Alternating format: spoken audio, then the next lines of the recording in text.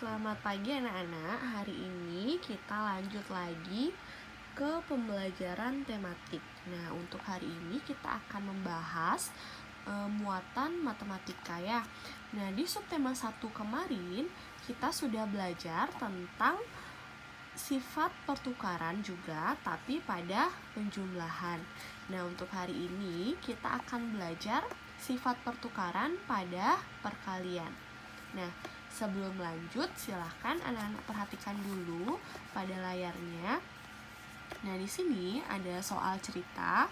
Nah, Jaka memelihara kelinci di halaman belakang rumahnya ada 4 kandang kelinci ya.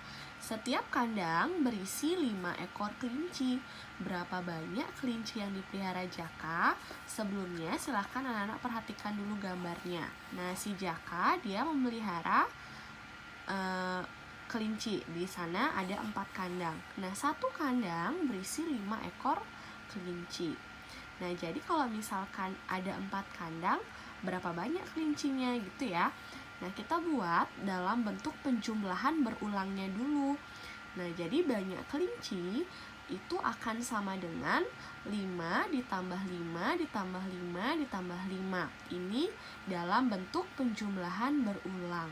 Nah, lalu kalau misalkan ditulis dalam bentuk perkaliannya, dia akan menjadi 4 dikali 5. Nah, itu hasilnya 20. Nah, kenapa bisa 4 kali 5? Nah, karena 5-nya ini berulang-ulang dijumlahkan sebanyak 4 kali ya. Jadi banyak kelinci yang dipelihara Jaka itu ada 20 ekor. Lalu pada perkalian bilangan juga berlaku sifat pertukaran, sama seperti di penjumlahan. Jadi sifat pertukaran itu hanya berlaku pada penjumlahan dan perkalian aja ya. Jadi sifat pertukaran itu juga kita bisa sebut sebagai sifat komutatif. Nah, coba kalian perhatikan contoh di sini. Nah, di sini ada perkalian 4 dikali 5. Lalu kalau misalkan kita buat dalam bentuk penjumlahan berulangnya, dia akan menjadi 5-nya dijumlahkan sebanyak 4 kali, dan itu hasilnya 20 ya.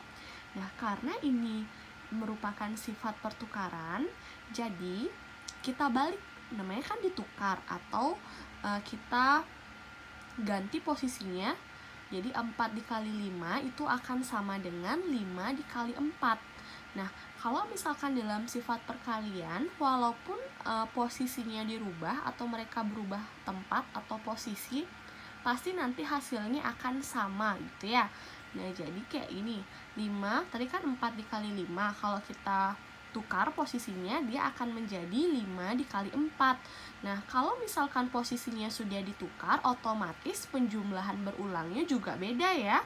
Nah, ini akan menjadi 4-nya dijumlahkan sebanyak 5 kali, atau 4-nya berulang-ulang sebanyak 5 kali. Tapi hasilnya pasti akan sama, yaitu sama-sama 20.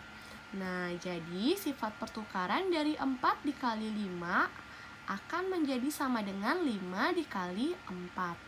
Nah, ini yang kita sebut sebagai sifat pertukaran pada perkalian. Jadi kalau misalkan kita bisa tulis gitu ya. Jadi A dikali B sama dengan B dikali A. Ya. Jadi sifat pertukarannya 4 dikali 5 sama dengan 5 dikali 4. Jadi mereka hanya berubah posisi atau berubah letak, tapi hasilnya pasti akan sama ya.